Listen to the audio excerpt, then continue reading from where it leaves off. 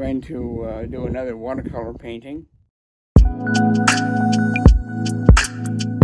Hi, Wayne White here.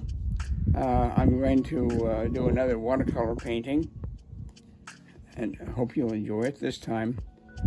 It's going to be a scene from our open space area that's near where I live. This rock here that I'm pointing to is looks like it has encased with shells. So that's gonna be my painting today, and I started off with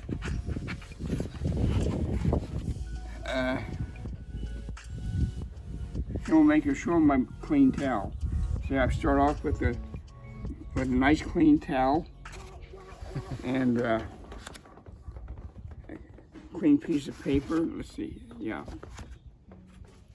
and something to grip that with. What I'm going to do is I'm going to wet the back of this paper. As you may know, I do this to keep the paper from wrinkling when I'm painting. I'm using my Japanese Heiki brush, 2-inch brush, and they're from pig's hair. Pig's bristles, whatever you call them. Japanese pigs are any different than American pigs, but anyway, so I've done that. The paint dries on the back. I want to put in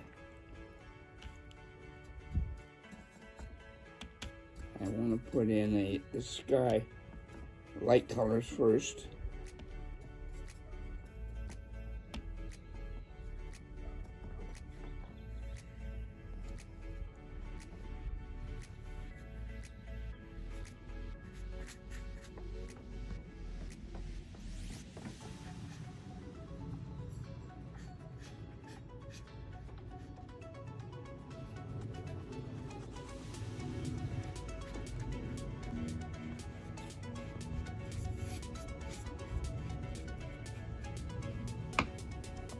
Use your Kleenex.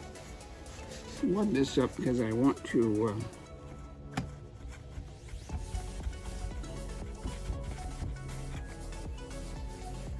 get some clouds in here. Somehow this paper isn't cooperating, but this is a very good paper, but it says Arches 140 cold press. I don't know why it's not cooperating with me, but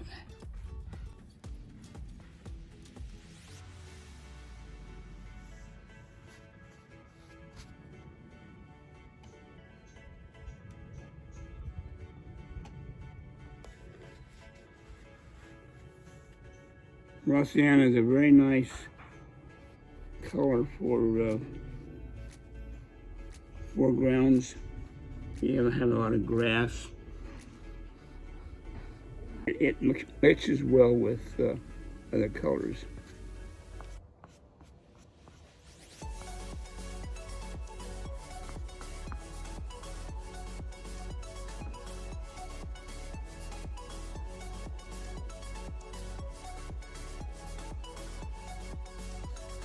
They're at the top of the hill.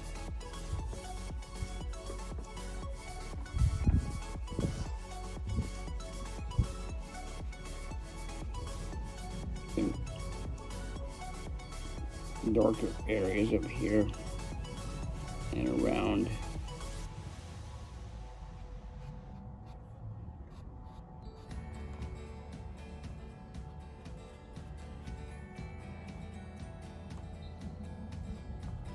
My first washes are dry now. I'm going to start on the rocks. Put a wash over the rocks. Let's see. I'm going to put a wash of raw sienna, and I'm going to add a little bit of burnt sienna to that.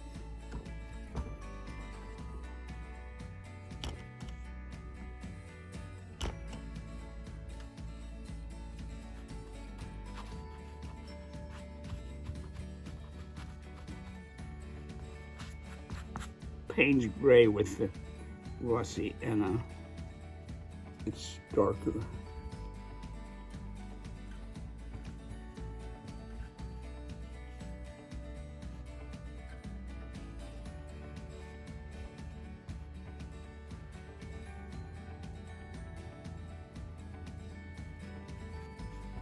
Just want to get the first wash on. This rock here is quite bright, browner, so I'm gonna add red. Put sienna to it. Well, you see it's a shade darker than the rock there in the middle of this.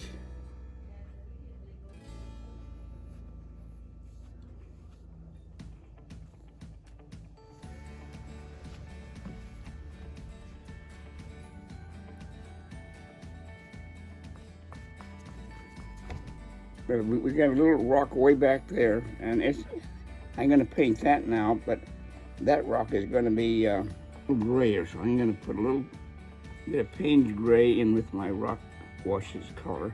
Much grayer than these rocks.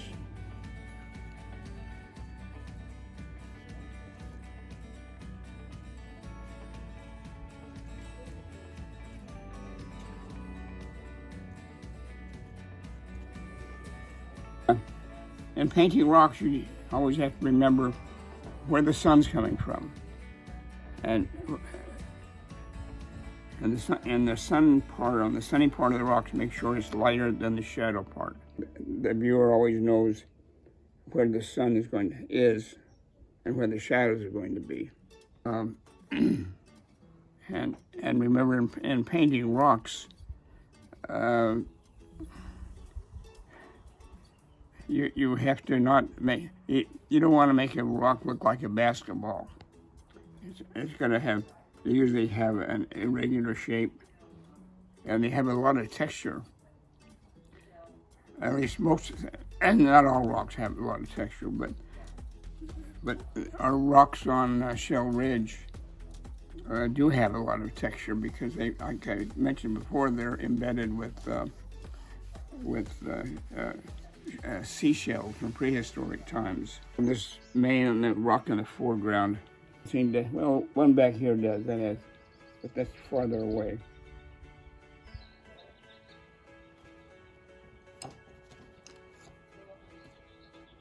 Yeah, a round brush that's kind of bent and straight. I want a brush that doesn't have a big point on it. So I want to mix up. I think I'll mix it right here. I'm going to mix up some Payne's gray, and tad yellow. Make a nice. Make a nice green. We're going to be right in here. And I don't want it. I want a dry brush. So I'm going to stipple in the foliage. The tree doesn't have a lot of foliage, so it's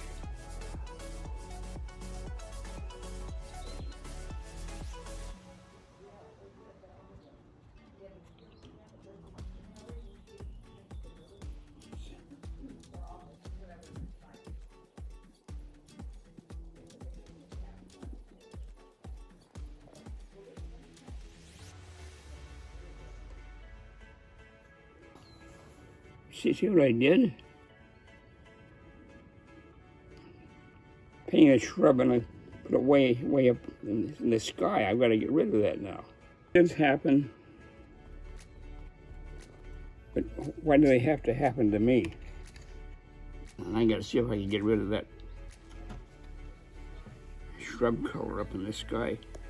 There's no shrubs in the sky. Oh man.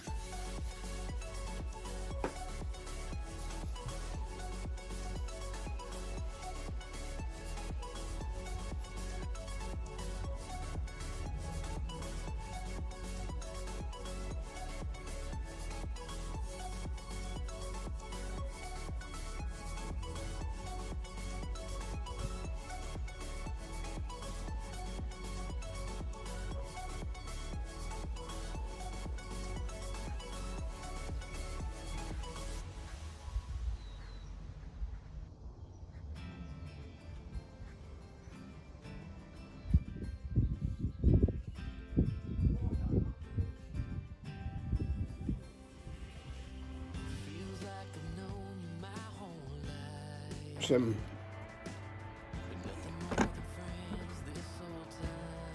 burnt umber.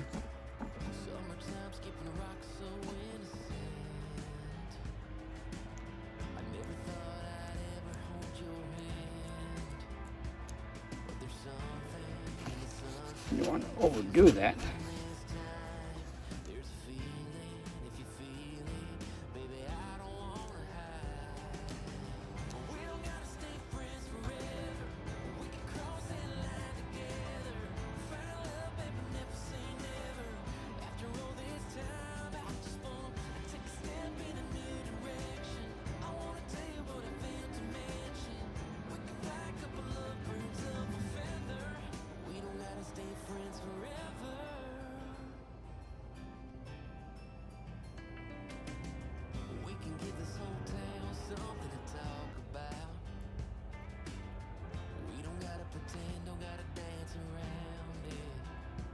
Just,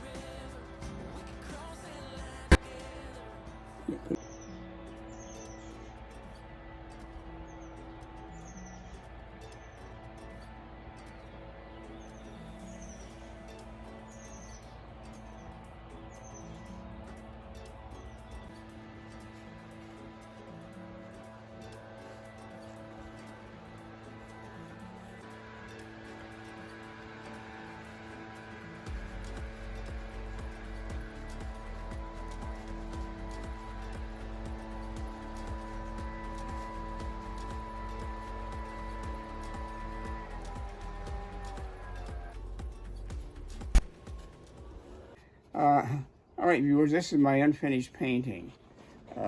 It takes some time to do rocks. So anyway, I've got the rocks pretty much done, but the rest of the painting, I've got to do much more on the grasses and the tree in the background, and then I'll be finished. So that'll be on phase 1. So hopefully will watch the finished product. So long for now.